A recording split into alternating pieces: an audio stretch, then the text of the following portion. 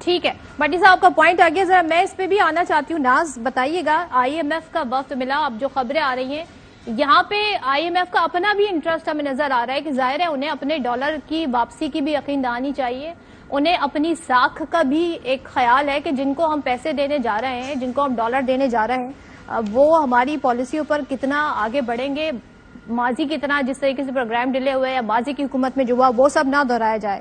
یہ بتائیے گا کہ ہم یہاں پر یہ کیوں نہیں دیکھتے کہ آپ لوگوں کے آپس میں جو بھی اختلافات ہو معاشی پالیسیوں کا تسلسل رہنا چاہیے. کیا یہ وہ پوائنٹ نہیں ہے کہ آئی ایم ایف آ کے یہاں پر مختلف جماعتوں سے مل سکتا ہے تو ہماری جماعتیں اس معیشت کے پوائنٹ پہ ایک ایسے وقت میں اکٹھے بیٹھ کے بات نہیں کر سکتی ہیں؟ دیکھیے صدف, بات یہ ہے کہ آئی ایم ایف کی جو معاملات ہیں وہ تو بالکل واضح چیزیں ہیں. دیکھیں اکنامک سٹیبلٹی جو ہے وہ پاکستان کے لیے بہت ضروری ہے, کسی بھی ملک کے لیے اکنامک سٹیبلٹی ضروری ہے. جن حالات میں ہمیں معیشت ملی وہ بہت ہی افسردہ حالات میں ہمیں ملی اور بہت ہی ویک اکانومی ہمیں ملی, اور اس کے بعد مشکل حالات کے اندر صرف اور صرف ان چیلنجز کا سامنا نہیں تھا, ساتھ میں ہم ایک انٹرنیشنل آئسولیشن کا بھی شکار تھے. یہ تو ایک سال کے اسپین کے اندر جس طرح وزیر خارجہ بلاول بھٹو صاحب نے انٹرنیشنل آئسولیشن کو ختم کرنے کے لیے کردار ادا کیا اور دنیا بھر کے ساتھ مختلف ممالک میں جا کے یہ بات واضح کی کہ پاکستان جو ہے وہ ایڈ نہیں ٹریڈ کی طرف دیکھ رہا ہے.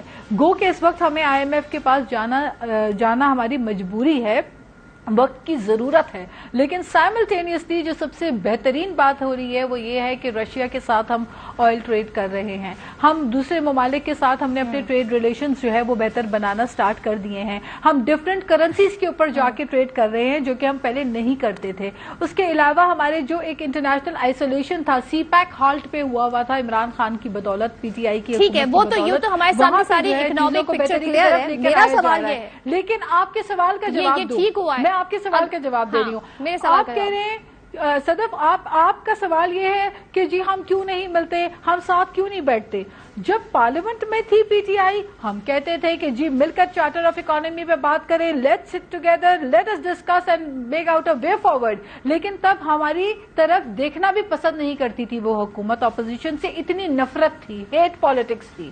لیکن اب کی جو بات ہے وہ یہ ہے کہ ہم کن سے جا کے بات کریں. جو سیاسی جماعتیں اکٹھے پاکستان کے لیے بات کرتی ہیں, جن کے لیے پاکستان سب سے پہلے ہے, جن کی ریڈ لائن پاکستان ہے, ان سے تو بیٹھ کے ہم بات کر رہے ہیں. لیکن آئی ایم سوری, اگر کسی کی ریڈ لائن عمران خان ہے تو ان سے جا کے ہم کیا بات کر سکتے ہیں. ہماری ریڈ لائن تو پاکستان ہے. ہم تو کہتے ہیں سب سے پہلے ہمارے ملک جو ہے اس کی ترقی اور اس کی بہتری ہے. تو جنہوں نے اپنی انڈیویجول آئی ایم ایف اپنی انڈیویجول کیپیسٹی میں اپنی کیپیسٹی کے اندر اگر کسی سے مل رہی ہے وہ اس پہ میں ڈیبیٹ نہیں کروں گی. میں تو یہ بات کر رہی ہوں ایز اے پارلیمنٹیرین بات کر رہی ہوں, ایز اے ریسپانسبل سٹیزن میں یہ بات کر رہی ہوں کہ یہ کیسے ممکن ہے جنہوں نے 9 مئی جیسے افسوسناک واقعے کیے, جنہوں نے فوجی تنصیبات کے اوپر حملے کیے, ان کے ساتھ بیٹھ کر جو ہے ہم بیٹھ کر اکانومی پہ ان سے بات کریں گے. Do they even deserve it کہ ان کے ساتھ بیٹھ کر ہم اکانومی کے اوپر ایک ٹیبل پہ بات کریں؟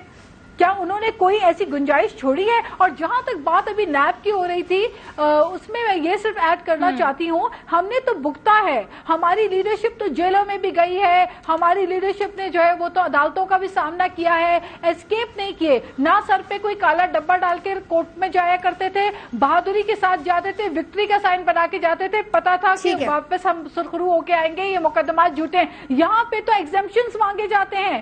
یہ تو ایک انوکھے لاڈلے ہیں, یہ تو ایگزمپشنز مانگتے ہیں, یہ تو کہتے ہیں میں نے کیس میں پیش ہی نہیں ہونا. تو یہ رعایت جو ہے یہ کسی ایک فرد واحد کے لیے نہیں ہو سکتی. میرے خیال ہے انصاف کے تقاضے سب پہ پورے ہونے چاہیے. ہم نے کل بھی فیس کیا ہے, ہم نے جھوٹے مقدمات ہر وقت میں فیس کیے ہیں, اور بہادری کے ساتھ ہماری